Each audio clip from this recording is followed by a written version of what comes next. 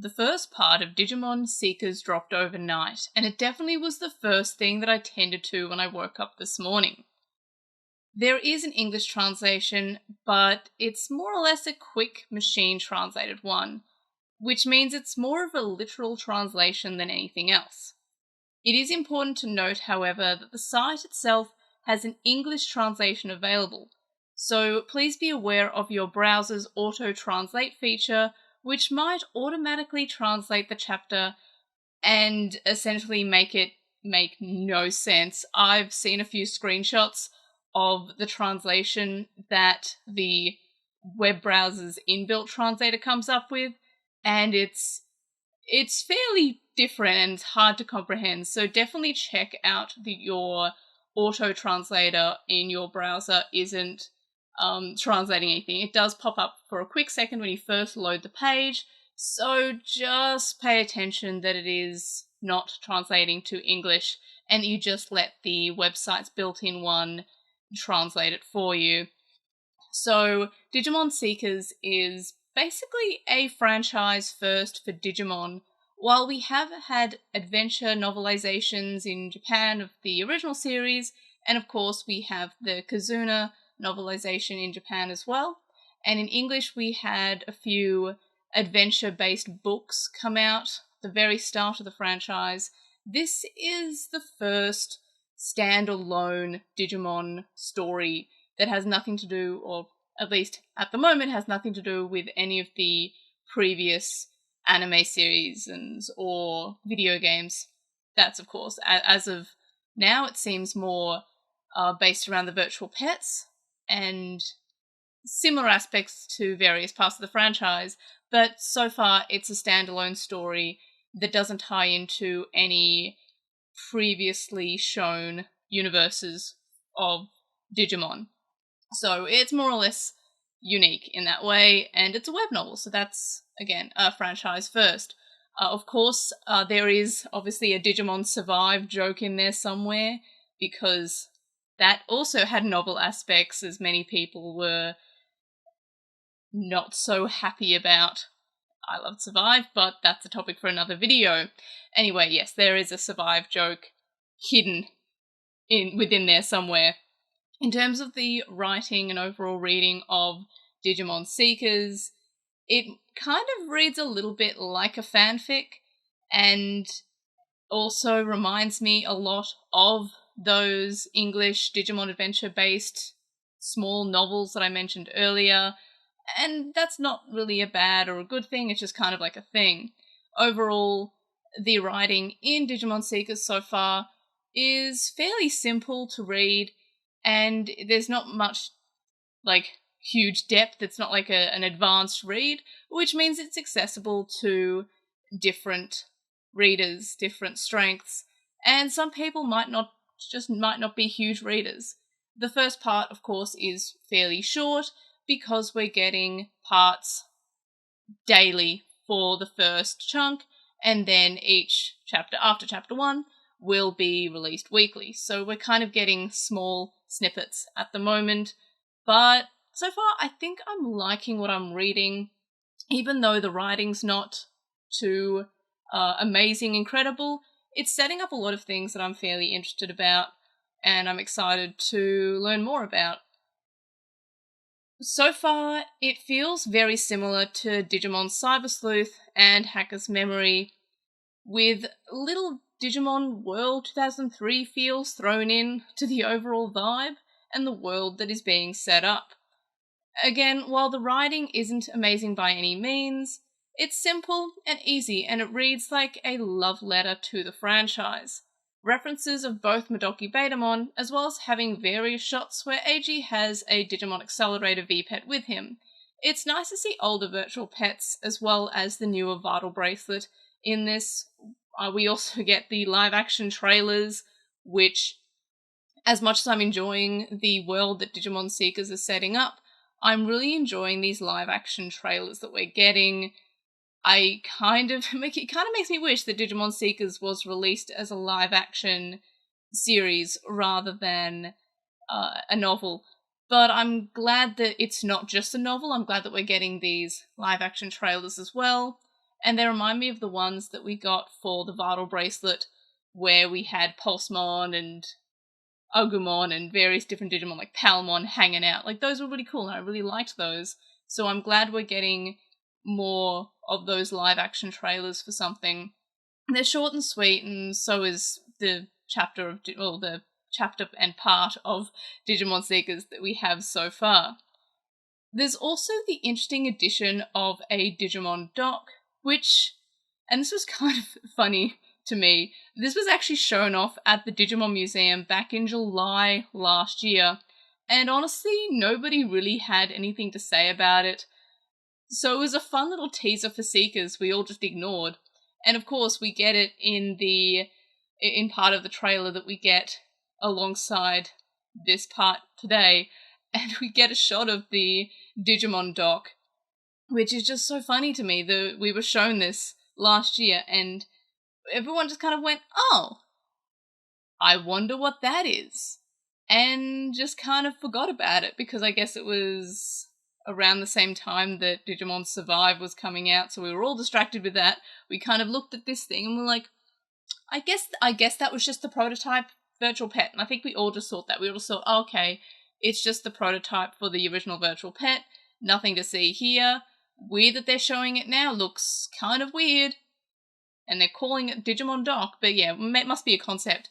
And no, it turns out to be a thing for Digimon Seekers that were just showing us, and we were just not doing it. Digimon fans love to theorize and jump to so many conclusions. It's just funny to me that nobody tried to have any predictions about this. We love jumping to conclusions. You show Millenniummon for about half a second and you'll have a billion theories about how Ryo's coming back into the anime, Ryo's triumphant return because Millenniummon was in something for half a second. Meanwhile, we're getting this Digimon dock and everyone just goes, oh, okay, that's cool. Anyway, and just completely ignores it. That's just so funny to me. Digimon fans, you need to like jump to more conclusions, not just the ones that. And I'm Digimon fans. I'm kind of calling myself out here. But anyway, so that was kind of interesting that this Digimon dock actually is something meaningful to the future of the franchise, that being Digimon Seekers. So that was kind of fun. In this live-action trailer, which again I probably enjoyed more than the chapter itself, we also got a good shot of Lugamon's adult form, which is called Lugamon. We also get another Digimon who is new called Cargomon, which is a helicopter. Pretty simple design, but I kind of love him. I kind of love all the Digimon that we're showing off here. We get new Digimon, or newish Digimon like Espimon, we have Commandramon, we have Black Agumon, we of course have the Pulsemon being another newish Digimon, and then of course we have brand new Digimon like Cargomon, Lugamon, and Lugamon, which I kind of wish that they made it a little bit more different, that it wasn't just Lugamon and then Lugamon, just with an R at the end. So I'm going to be messing those up constantly, I can just tell. Anyway, I would like to read my favourite excerpt from this first part of Digimon Seekers, which just really made me smile. So here we go. However, when he looks at the replies to his original comment, he immediately gets worked up. All of them are either abusive, prankish, or just begging for money. Grimm is a lawless place. It's the network equivalent of a dumpster fire. This is just so funny to me. So Grimm being this all-encompassing social media site that everyone uses, it sounds like a cross between all the worst parts of Twitter, Reddit, and Discord. It seems like a combination of all of them, but only the bad parts of those sites. There's also, and this reference kind of made me roll my eyes, but there is now also a Digimon cryptocurrency in this universe called Digicoin. I feel like it might be a social commentary at some point, especially with a reference to this social media site that everyone uses being the network equivalent of a dumpster fire, and how people just troll. Like you have a comment that may either be like, just your opinion or something that you need help with, and instead of being met with helpful advice or people having conversations, you're met with a kind of negativity, which could be a great social commentary. So if Digimon Seekers turns out to be this commentary on how we use social media and things like cryptocurrency and basically the evolution of technology, because Digimon's been around since, floppy disks, and now we have cryptocurrency and social media. So I'm wondering how much we'll get out in terms of a social commentary. I'm not putting my hopes particularly high up for that. I'm not expecting anything stellar from this story. It feels pretty simplistic in the writing, and I'm not going to say it's going to be this, brilliant and intelligent social commentary or anything, but that could be interesting. At the very least, I'm enjoying the setting. Again, it feels like a Cyber Sleuth Hacker's Memory, Digimon World 2003 kind of combination, and I like that because those are three of my favorite Digimon games. I would love if this was like, and I know I love to use the word stealth sequel or stealth prequel when I'm talking about new things to Digimon.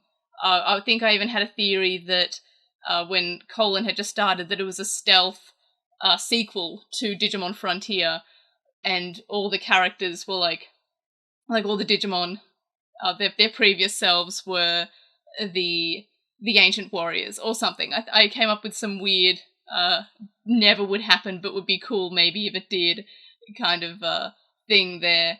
But I would love if this was a stealth sequel to Digimon World 2003, especially with the fact that Bemon is on the Lugamon BE memory. I just think that'd be cool. Not likely happening, but would be pretty cool in general. But basically, those are my thoughts on the first part of Digimon Seekers. Of course, as of recording this, it's only chapter 1-1, which is like the first part. It is just before 7 o'clock the same day it came out.